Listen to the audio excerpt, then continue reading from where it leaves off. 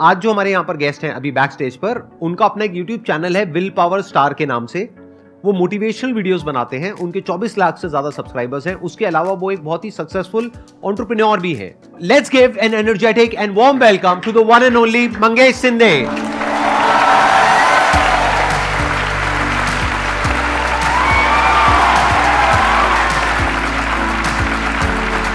How are you doing? All good? आइए, बैठिए।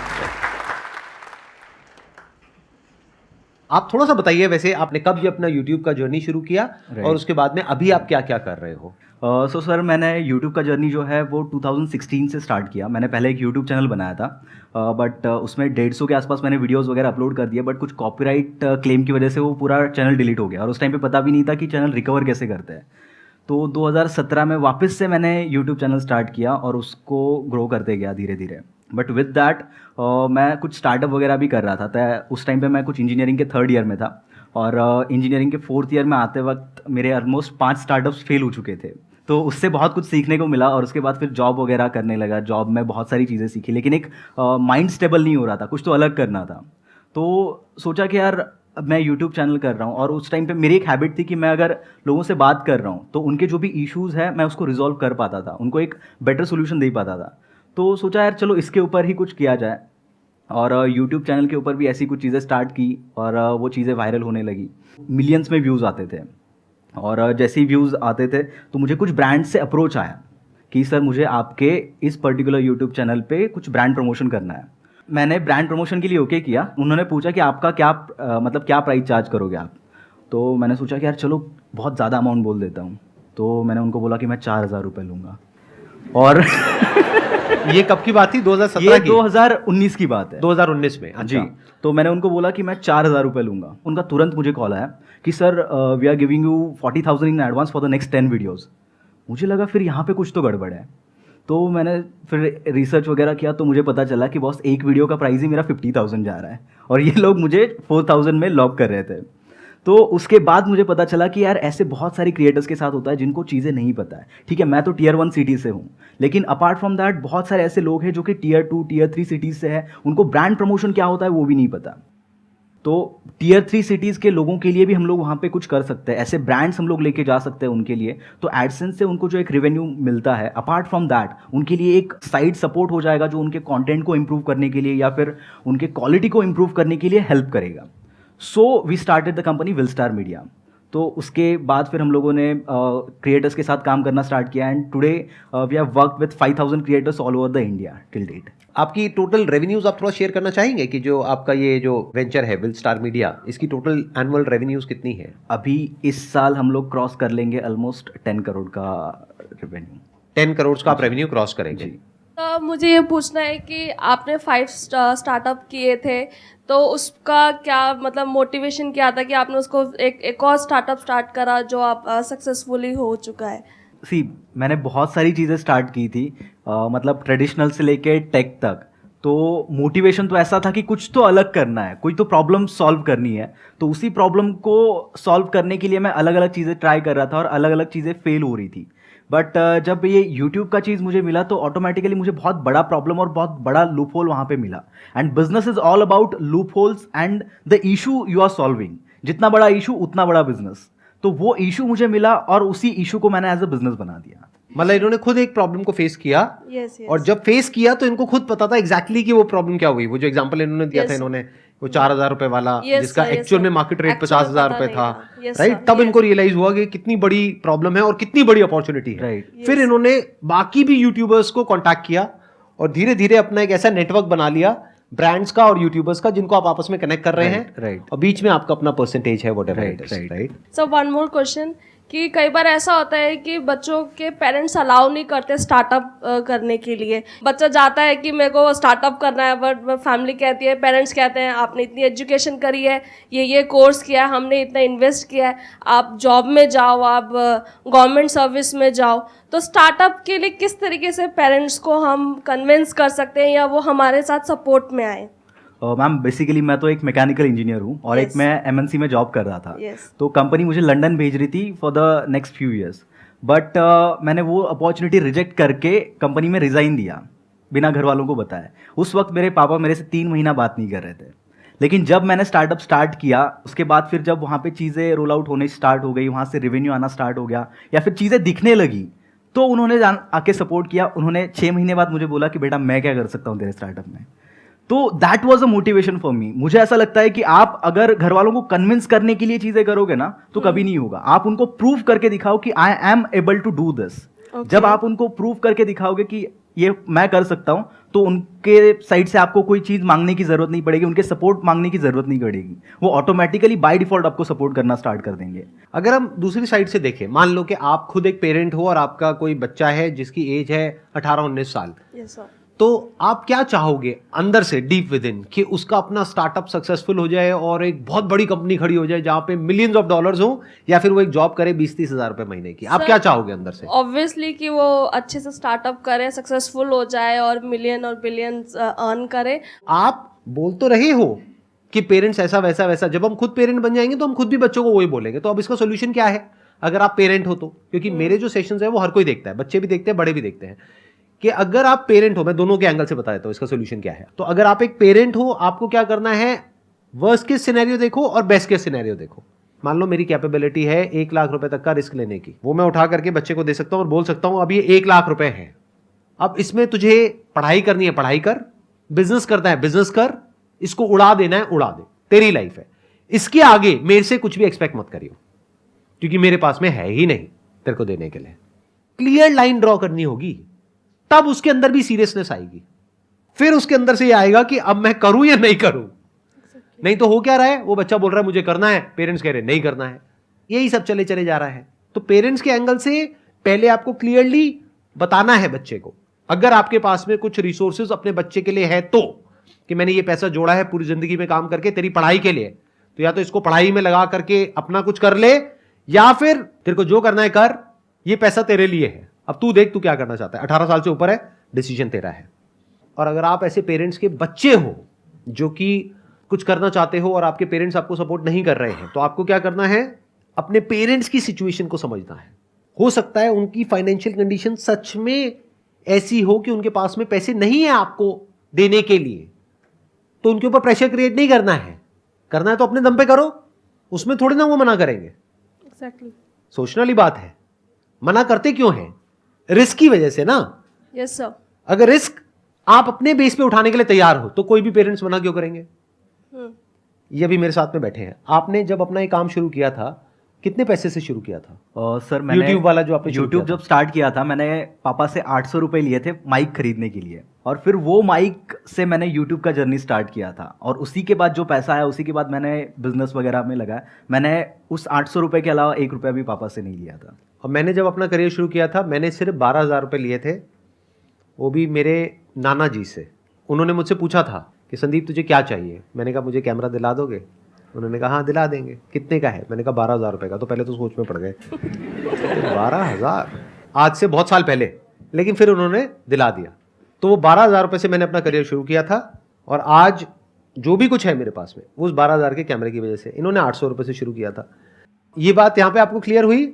Yes sir. क्या क्लियर हुआ बताइए? कि अगर फैमिली अलाउ नहीं करती है तो आप अपने ऊपर इंडिपेंडेंटली होकर उसको स्टार्ट करिए, और अगर सक्सेसफुल होता है इनिशियली तो फेलियर्स होंगे क्योंकि विदाउट एक्सपीरियंस आप नहीं उसको कंप्लीट कर सकते हो। सक्सेस होने के बाद ऑटोमेटिकली फैमिली आपके सपोर्ट में आ जाएगी। और छोटे से छोटे लेवल से शुरू करना है। Yes sir. कम से कम इन्वेस्टमेंट से शुरू करना है। Please have a seat. Thank you. Sir मुझे ये जानना है कि मेरे माइंड में बहुत सारी चीज़ें चलती रहती है कि मुझे ये करना है, मुझे बिजनेस करना है, क्योंकि मैं अभी MNC कंपनी में काम कर रही हूँ last 3 years after 12th, and I want to do business. पर मेरे माइंड में कभी रहता है ब्यूटिशियन, कभी क्या, कभी क्लोथिंग शॉप, कभी कुछ ना कुछ, मतलब बहुत सारी चीज़। अब यूट्यूब में देख लिया, रील्स में देख लिया, इंस्पायर हो गई, फिर ऐसा होता है कि मुझे ये भी करना है, मुझे ये भी करना है, मुझे ये भी करना है, बट फिक्स नहीं रहती हूँ मैं कि मुझे करना क्या है। इसके पीछे का एक बेसिक रीज़न ये है कि आज के ज़माने में हमारे पास अपॉर्चुनिटीज़ बहुत है। जो हमारे पेरेंट्स थे उनके पास अपॉर्चुनिटीज़ कम थी, तो उसकी वजह से उनके पास ऑप्शंस कम होने की वजह से उनको पता था कि उनको क्या करना है। बट अभी क्या हो गया है, because of internet multiple opportunities हमारे पास है, और उस मल्टीपल अपॉर्चुनिटीज़ के साथ साथ एक कन्फ्यूजन भी हमारे साथ आता है। और वो कन्फ्यूजन अगर आपको दूर करना है तो सबसे पहले आपको एक चीज़ के साथ स्टिक रहना पड़ेगा। जैसे कि आप एक हस्बैंड के साथ लाइफ स्पेंड करोगे, उसी एक चीज़ के साथ जब आप ज़्यादा टाइम स्पेंड करोगे तो उसमें रिजल्ट्स दिखना स्टार्ट होंगे, और जब वो रिजल्ट दिखना स्टार्ट होंगे तो ऑटोमेटिकली वो चीज़ आपको करने का मन करेगा। बट बहुत बार सर मैं ऐसा देखता हूँ कि लोग एक चीज़ करते हैं, 2 महीने बाद उनको कोई और चीज़ अच्छी लगती है, उसके बाद वो लोग दूसरी चीज़ पे शिफ्ट हो जाते हैं। सेम चीज़ उनके लाइफ में हमेशा होती रहती है और वो उनको क्वेश्चन होता है कि मैं सक्सेसफुल क्यों नहीं हो रहा हूँ। मैंने ऐसे बहुत से लोग देखे जो बहुत स्मार्ट है बट वो सक्सेस तक नहीं पहुंच पाते, या फिर वो एक लेवल पे नहीं पहुंच पाते बिकॉज ऑफ कंसिस्टेंसी वो मेंटेन नहीं करते किसी भी चीज़ में। और everything is all about your consistency. मुझे ऐसा लगता है कि टैलेंट बाकी ये सब चीज़ें सेकेंडरी है, आप एक चीज़ को कितने टाइम के लिए करते हो वो ज़्यादा इंपॉर्टेंट है, और उसी को अगर आप करते रहोगे तो ऑटोमेटिकली एक टाइम के बाद उसमें सक्सेस मिलेगा। अगर आप अपने बेस पे कुछ करना चाहते हो ना, जैसे यू आर सेइंग कि you are working in an MNC and you have a stable job, right? तो अगर आप अपने बेस पे कुछ करना चाहते हो, कुछ भी काम, कैसा भी काम, कोई भी स्टार्टअप या कोई भी आइडिया, किसी के ऊपर भी आप काम करना चाहते हो, तो आपके अंदर एक क्वालिटी होनी चाहिए। ये आपको अंदर की बात बता रहा हूँ, एंटरप्रेन्योर्स के जो माइंड की बात एक एंटरप्रेन्योर ही समझता है, बाकी लोग नहीं समझते हैं। बहुत बड़ा सीक्रेट है ये। आपके अंदर एक ऐसी क्वालिटी होनी चाहिए कि आप अपने आप को इमेजिन कर सको क्लियरली कि 2 years, 3 years, 5 years down the line जो लोग उस फील्ड में सक्सेसफुल हैं, क्या आप अपने आप को वहां पर देखते हो? तो ये क्वालिटी चाहिए होती है। जैसे जब भी कोई बिजनेस करने के बारे में मैंने सोचा पास्ट में, या आज भी अगर कोई आइडिया आता है, तो उसको करने से पहले ही मेरे माइंड में क्लियर हो जाता था कि अच्छा इसको ऐसा किया जा सकता है, कि this is the broader vision, कि ये इतना बड़ा हो सकता है। तो जो मोटिवेशन है वो भी फिर बहुत बड़े लेवल का आता है। अब ये बड़ी विजन कहां से आती है? जब आपका दिमाग खुला होता है। हम सबका दिमाग बंद है बाय डिफॉल्ट, हमें पता ही नहीं है दुनिया में हो क्या रहा है। तो वंस यू सी कि दुनिया में क्या क्या हो रहा है, लोग क्या क्या कर रहे हैं, किस किस तरीके से कर रहे हैं, तब उसमें से कुछ लोगों को देख करके लगेगा कि ये तो मेरे बस का नहीं है।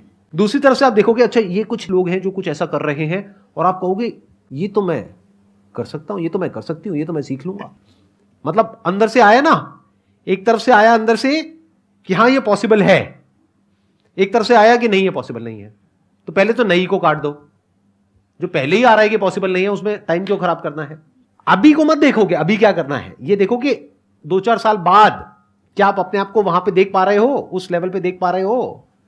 For example if you are doing photography, can you see yourself as one of the top photographers? देखो वो क्या कर रहे हैं, किस लेवल पे कर रहे हैं, किस तरीके से कर रहे हैं। तो इफ यू से यस कि हाँ ये तो मैं कर सकता हूं, तो फोटोग्राफी आप कर सकते हो। इसको बोलते हैं विजन। मतलब आपकी विजन क्या है? Where do you see yourself 2 years, 3 years, 5 years down the line? And do you believe in it? Do you say कि हाँ ये हो सकता है? तो इसके स्टेप्स क्या है? अगर मैं स्टेप वाइज इसको डिवाइड कर दूं तो इस पूरी प्रोसेस को, स्टेप 1 इज दिमाग को खोलो। आज इंटरनेट का फायदा क्या है कि आप सिर्फ इंडिया में नहीं पूरी दुनिया में देख सकते हो लोग क्या क्या कर रहे हैं। तो वहां पर कुछ लोगों में आपको अपनी झलक दिखेगी। मैं आपको फैक्ट बता रहा हूं कि जिसने भी कुछ ढंग का किया है ना अपनी लाइफ में, किसी भी फील्ड में, उन सब ने ऐसे ही किया है। कोई बोलेगा नहीं अपने मुंह से। जैसे यूएस में एक होती थी, अभी भी है, सुपर वुमेन के नाम से, आपने नाम सुना है?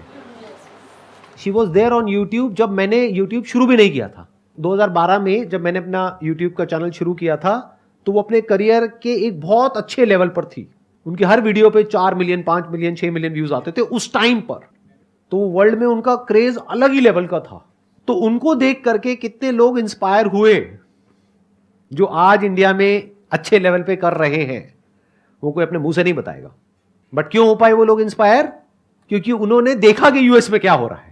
हो सकता है और भी लोग थे यूट्यूब पर उस टाइम पर जो उनसे अच्छा कर सकते थे, बट उन्होंने देखा ही नहीं। तो पहला है दिमाग खुलना। जब दिमाग खुलेगा तो अब आपको अपॉर्चुनिटीज नजर आएंगी, सिर्फ इंडिया में नहीं, पूरे वर्ल्ड में। तभी तो इंडिया में गैप नजर आएगा।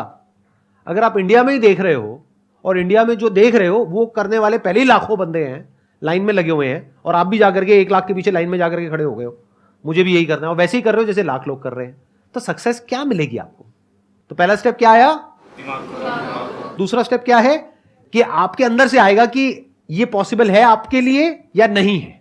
तो अगर आपको दिखा आपके लिए पॉसिबल है, तो अब आपको उसकी तरफ पहला स्टेप उठाना है, छोटे से छोटे लेवल पर, और फिर देखना है कि एक्चुअल में क्या निकल करके आ रहा है। बट सर अगर हमें कुछ करना है एंड उसके बारे में हमें इन्फॉर्मेशन नहीं है, then how to get it that information? जैसे कि मुझे बिजनेस के लिए ज़्यादा इन्फॉर्मेशन चाहिए, मैंने काफ़ी वीडियोस देखी है, यूट्यूब देखी है, बट मुझे नहीं पता मैं किस लोगों के साथ जाके मैं ज्वाइन करूँ, कोलैब करूँ, ताकि मुझे लाइक आई कैन सक्सेस वो स्टेप धीरे धीरे एक एक सीढ़ी में चढ़ पाऊँ, क्योंकि मेरे पास कोई भी ऐसे डिटेल्स नहीं है, कोई भी ऐसे कॉन्टैक्ट्स में नहीं है कि आई कैन आस्क देम। देखिए, सबसे पहले कॉन्टैक्ट्स आपके ऑटोमेटिक नहीं बनेंगे। जब आप लोगों के बीच में जाओगे ही नहीं तो कॉन्टैक्ट्स बनेंगे कैसे? पहले तो आपको, और जब तक आप गिरोगे नहीं तब तक आपको समझ में नहीं आएगा कि आपको करना क्या है। मैं आपको एक चीज़ बताता हूँ, मतलब एक सिली मिस्टेक मैंने किया था जब मैंने मेरा पहला स्टार्टअप स्टार्ट किया था। मेरे पास 1000 रुपीज़ का इन्वेस्टमेंट था। उस 1000 रुपीज़ से मैंने बाकी सब चीज़ें करने से ज़्यादा मैंने 1000 कार्ड छपवा लिए, जो आज तक मेरे पास पड़े, एक भी यूज़ नहीं हुआ उसका। तो इंस्टेड ऑफ दैट मुझे सेकंड स्टार्टअप में समझ में आया कि मुझे क्या नहीं करना है। तो जब आप गलती करते जाओगे तो ऑटोमेटिकली आपको समझ में आता जाएगा कि आपको क्या करने से ज़्यादा क्या नहीं करना है। और स्टार्टअप इन सब चीज़ों में यही चीज़ सबसे इंपॉर्टेंट है। जो बड़े बड़े स्टार्टअप फाउंडर्स हैं जिन्होंने बहुत ज़्यादा सक्सेस अचीव की है, वो अगर कोई नया चीज़ स्टार्ट करते तो वो सक्सेसफुल क्यों हो पाते? बिकॉज उनको पता है कि उनको क्या नहीं करना है। और बहुत बार हम लोग को ये ना पता होने की वजह से हम लोग वही चीज़ें करते रहते हैं जो नहीं करनी चाहिए। आपको क्या करना है, आपको पहले देखना है कि दुनिया में क्या क्या हो रहा है, और आज की डेट में जो आपने कहा ना, इन्फॉर्मेशन कहाँ से मिलेगी। इतना आसान है इन्फॉर्मेशन मिलना जिसकी कोई हद नहीं है। आप बोलो किस बिजनेस के बारे में आपको इन्फॉर्मेशन चाहिए, गूगल है आपके फ़ोन में, गूगल में जाओ, टाइप करो, देखो ना आपको क्या चाहिए। आपको मैन्युफैक्चरर चाहिए किसी पर्टिकुलर प्रोडक्ट का, आपको देखना है कि उस पर्टिकुलर प्रोडक्ट को इंटरनेशनली कौन कौन उसमें ग्लोबल प्लेयर्स हैं, कौन कौन लीडर्स हैं, वो फंडेड है नहीं है, लिस्टेड है नहीं है, उनकी क्या वैल्यूएशन है, क्या मार्केट कैप है। डालते चले जाओ, मिलता चला जाएगा। उसमें मुश्किल क्या है? आज की डेट में तो कुछ भी मुश्किल नहीं है। The moment you tell me और anyone an idea, within a few seconds you will get the answer. और अगर कुछ दिन तक आप प्रॉपर्ली रिसर्च करते हो, आपको क्लियर पता लग जाएगा उस इंडस्ट्री में क्या हो रहा है, कैसे हो रहा है, क्या हो सकता है, कैसे हो सकता है। जैसे फॉर एग्जांपल, एक एग्जांपल देता हूं कि एक प्लेटफॉर्म है जहां से आप अपना एक e commerce store open up कर सकते हो। कुछ पैसे लगेंगे आपके और आपका स्टोर शुरू। अब करोड़ों लोगों ने पूरी दुनिया में इस तरह के स्टोर्स खोले ऑनलाइन, और उसमें से 90% बंद हो गए, 10% चले। 10% में से भी 1% है जो बहुत चले। वो भी डेटा है आपके पास में, उसमें भी ये नजर आ जाएगा आपको कि कौन सा बिजनेस सबसे ज्यादा सक्सेसफुल है। मतलब कि उस प्लेटफॉर्म पे सबसे ज्यादा सक्सेसफुल स्टोर्स कौन से हैं। अब देखो इंडिया में उसको कैसे कर सकते हो। इसमें मुश्किल क्या है? थोड़ा सा दिमाग ही तो चाहिए ना, स्मार्ट वर्क चाहिए। यानी कि अगर आपको क्लियरली नजर आ जाए कि इस पाथ पे चलने के बाद में 99% चांसेस है कि आप सक्सेसफुल हो जाओगे, अगर सही से करते हो तो अब क्या फिगर आउट करना रह गया? ये तो क्लियर हो गया क्या करना है, अब सिर्फ ये रह गया कि कैसे करना है, वो सीखना है।